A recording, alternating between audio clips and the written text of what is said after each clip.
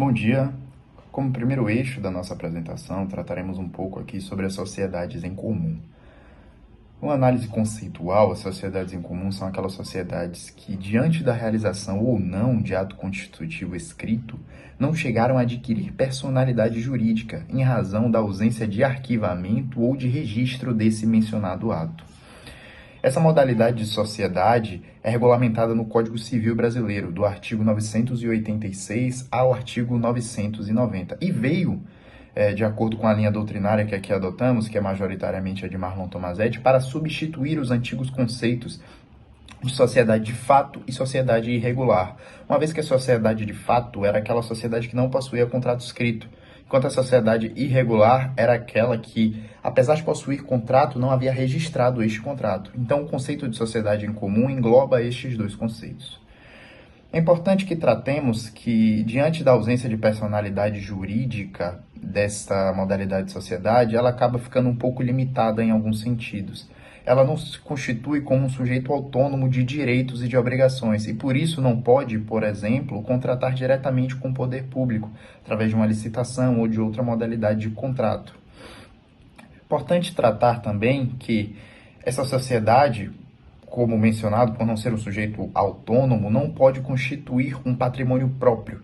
Então, o patrimônio dessa sociedade, pela regulamentação do Código de Processo Civil, é um patrimônio especial, que é formado a partir da contribuição de cada um dos sócios e passa a constituir o patrimônio que responderá pelas obrigações que forem contraídas por essa sociedade. É importante dizer também que essa sociedade, a responsabilidade dos sócios dentro da sociedade em comum, ela é ilimitada e solidária. Portanto, no caso de exaurimento do patrimônio especial, o patrimônio pessoal de cada sócio passará a responder pelas obrigações contraídas. E ainda nessa linha das obrigações contraídas, é importante mencionar que é possível acionar judicialmente uma sociedade em comum. Apesar de despersonificada, o Código de Processo Civil, em seu artigo 75, inciso 9, traz a possibilidade de que se acione na figura dos sócios essa modalidade de sociedade. Há, porém, necessariamente de haver a comprovação material por expressa pacificação da doutrina da existência da sociedade. Então, é necessário, para que se acione judicialmente uma sociedade em comum, que se faça a prova escrita material de que essa sociedade existe. Ao não cruzar a linha divisória do registro constitutivo, os sócios atraem para si o regime de riscos e sanções que penaliza severamente o empreendimento e seu patrimônio particular. O cerne da dificuldade mora na responsabilidade solidária e ilimitada dos sócios. A ausência de personalidade jurídica implica a inexistência do fundamental escudo patrimonial que protege outros modelos. As dívidas da empresa poderão ser também dívidas pessoais dos sócios. Aquele patrimônio especial afetado à atividade não se destaca da pessoa do sócio. O legislador cria esse regime para fomentar a segurança jurídica e a regularidade, impondo aos sócios o ônus da responsabilização quase irrestrita. Essa regra de responsabilização rompe com a previsibilidade do risco econômico de empreender. Mesmo sendo previsto o benefício de ordem, a responsabilidade final dos sócios subsiste. Essa fragilidade é crítica em diversas áreas. No direito do consumidor, o CDC impõe um dever de segurança de forma objetiva. Para a sociedade em comum, a dívida recai diretamente e de forma ilimitada sobre os sócios. O direito do consumidor busca uma justiça distributiva e o empresário informal, ao não se blindar, expõe todo o seu patrimônio a essa responsabilidade objetiva e solidária. No direito do trabalho, se a sociedade em comum falhar em cobrir débitos trabalhistas ou enfrentar problemas com terceirização, a dívida pode recair diretamente sobre o patrimônio particular dos sócios. No âmbito fiscal, a ausência de registro implica a falta de CNPJ, o que impede a emissão de notas fiscais e potencializa o risco de que os débitos fiscais sejam redirecionados ao patrimônio pessoal dos sócios. Além da exposição patrimonial, a informalidade restringe a própria gestão do negócio. A sociedade em comum não desfruta da eficácia probatória em seu favor. Se o empresário irregular for acionado e seus livros estiverem irregulares, os fatos alegados pela parte contrária poderão ser presumidos verdadeiros. Além disso, sem o CNPJ e a regularidade cadastral, a sociedade é excluída da possibilidade de participar de licitações ou contratar com a administração pública. Dificilmente conseguirá contratar com instituições bancárias. E como lidar com a insolvência?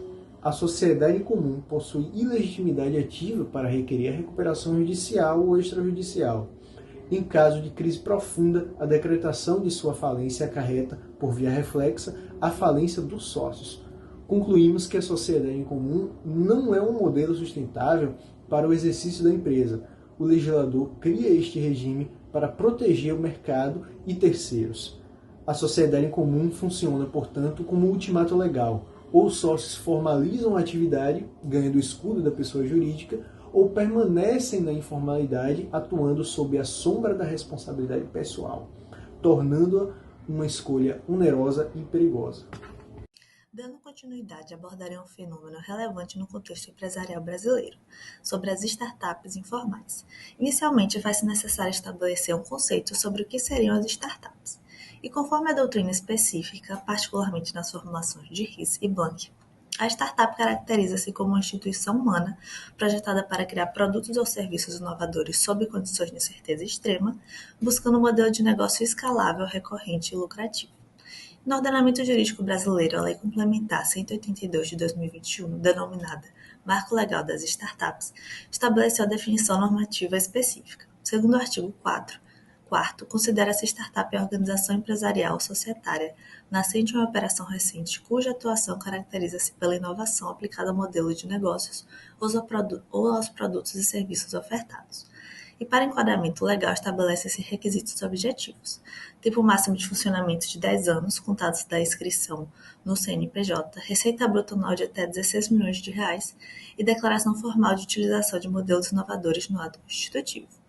E as características essenciais que definem juridicamente uma startup são a escalabilidade, que permite crescimento exponencial sem incremento proporcional de custos, a repetibilidade, possibilitando a replicação da solução em diferentes contextos, e a inovação, elemento central que pode manifestar-se em produtos, serviços ou modelo de negócios diferenciados.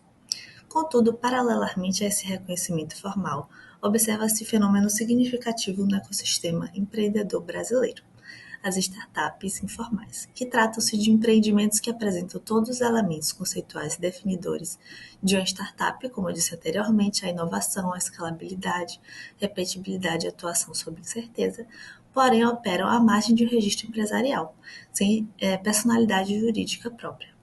Do ponto de vista da natureza jurídica, essas organizações enquadram-se no conceito de sociedade em comum, previsto nos artigos 986 a 990 do Código Civil, aplicável enquanto não inscritos os atos constitutivos no registro competente. Essa informalidade manifesta-se tipicamente em 3 fases. Primeira fase de pré-constituição, na qual os fundadores trabalham na validação inicial do produto sem instrumentos jurídicos formais. Segunda fase de operação informal, quando já se realizam atividades comerciais sem formalização empresarial. Terceira, informalidade prolongada, caracterizada pela manutenção deliberada da irregularidade, mesmo após comprovação da viabilidade econômica. Destaca-se a distinção fundamental entre a fase de validação, que constitui a etapa metodológica legítima do desenvolvimento de startups, e a informalidade prolongada, que configura a situação juridicamente irregular e expõe os empreendedores a riscos substanciais.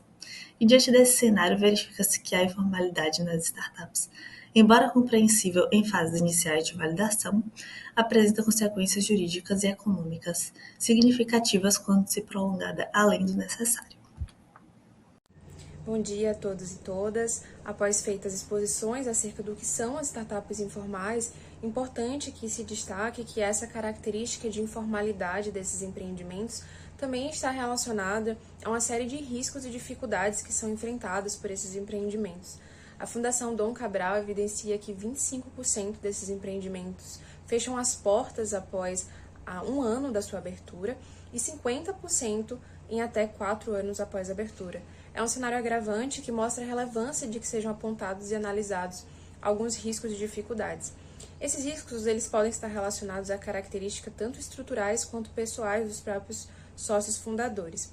Algumas dessas características são, por exemplo, o ambiente informal em que a maioria dessas startups se iniciam, Hoje, embora hajam aceleradoras e incubadoras de startups que propiciam um ecossistema mais seguro, né, com ferramentas que geram mais segurança ao desenvolvimento desses empreendimentos, a maioria ainda inicia em salas alugadas, em regimes de home office, o que pode ser um problema para o seu próprio desenvolvimento. Uma segunda dificuldade é que os manuais de gestão de risco para empreendimentos não focam em empreendimentos como as startups, que são rodeados por incerteza. O próprio desenvolvimento dos seus produtos é rodeado de incertezas, e sim para empreendimentos com mais previsibilidade, o que não é o caso. Uma outra dificuldade está relacionada à contratação de mão de obra. Em um mercado tão diverso, né, com tantas diversidades de empreendimento, é comum que a mão de obra mais especializada prefira empreendimentos com maior previsibilidade, com maiores garantias para o seu funcionamento. Essa também é a razão pela qual não há tanto investimento inicial para esses empreendimentos. É comum que os investidores eles prefiram investir em empreendimentos que possuem maior segurança, maiores garantias, e relacionado a isso, estima-se que até 86% das startups não recebem qualquer investimento inicial. Então, isso é também um grande problema para o desenvolvimento desse tipo de empreendimento.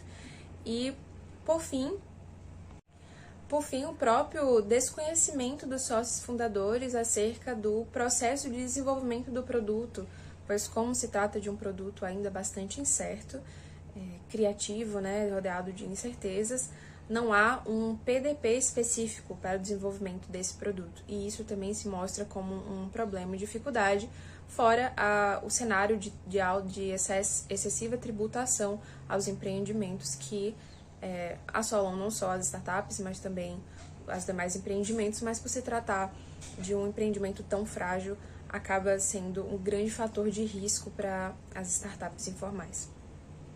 Bom dia, gente. Meu nome é Maria Fernanda Aras, e no contexto de discussão sobre as startups, eu gostaria de fazer análise jurídico-cultural acerca do filme A Rede Social, de 2010, do diretor David Fincher. O filme trata da origem do Facebook por Mark Zuckerberg, como a ideia surgiu, como ela foi executada, a relação entre colegas que viraram sócios, a entrada de investidores de risco, conflitos acerca da autoria da ideia inovadora, o desdobramento de todas essas questões e o crescimento dessa marca que hoje é tão conhecida mundialmente. O Facebook pode ser caracterizado como uma startup justamente pela sua origem em uma ideia revolucionária e a incerteza do sucesso. Lucas Bezerra Vieira, em sua obra Direito para Startups, menciona o empreendedor norte-americano Eric Ries, o qual define a startup como uma instituição humana projetada para criar um novo produto ou serviço sob condições de extrema incerteza. E isso é justamente o que percebemos no filme Em Apreço. Ocorre que o surgimento informal característico das startups, sem instrumentos jurídicos que disciplinam direitos, obrigações, divisão societária e confidencialidade, gera um quadro de grave insegurança jurídica. No longa-metragem, isso pode ser percebido em 3 momentos. O primeiro momento é o conflito societário entre Mark Zuckerberg e Eduardo Saverin, em que o segundo, que era cofundador da rede, acaba assinando documentos que diluem sua participação societária. A ausência de acordo entre sócios no filme culminou, portanto, nesse quadro. O segundo momento consiste na disputa judicial entre Mark e os irmãos Winklevoss, em que os últimos acusaram Mark de apropriação indevida de propriedade intelectual, por ter criado um site com funções muito similares ao site que eles iriam criar em conjunto com Mark, o Harvard Connection. A terceira situação se mostra na entrada do investidor Sean Parker, o qual acaba reduzindo indevidamente o poder decisório e o controle parcial de Eduardo Saverin, excluindo da participação na startup. Nesse cenário, faltou a celebração de acordos sobre proteção e participação de sócios na startup. Por fim, é importante destacar que todos esses riscos se potencializam nas startups informais, ou seja, as que não adotaram ainda nenhuma estrutura societária. Essa escolha é crucial, sobretudo no momento de expansão da startup, que no filme aconteceu quando o Facebook estabeleceu sua sede na Califórnia, recebendo investimentos de risco. Os riscos aumentam porque a ausência de regulamentação formal sobre o funcionamento interno do negócio acaba expondo a mais litígios internos e externos, tal como ocorreu no longa e exame. Ademais, a falta de adoção de um revestimento societário previsto em lei pode ser um empecilho também para a captação de investimentos, esses tão importantes e valiosos para o crescimento de uma startup. No final do filme, Zuckerberg conseguiu celebrar acordos milionários com os autores das ações judiciais, sem que isso prejudicasse a subsistência do Facebook, o que nem sempre ocorre na prática, uma vez que esses desafios associados à informalidade das startups podem levá-las à morte. Bom dia, meu nome é Vitória. Vou tratar sobre os riscos da informalidade nas sociedades em comum e nas startups informais.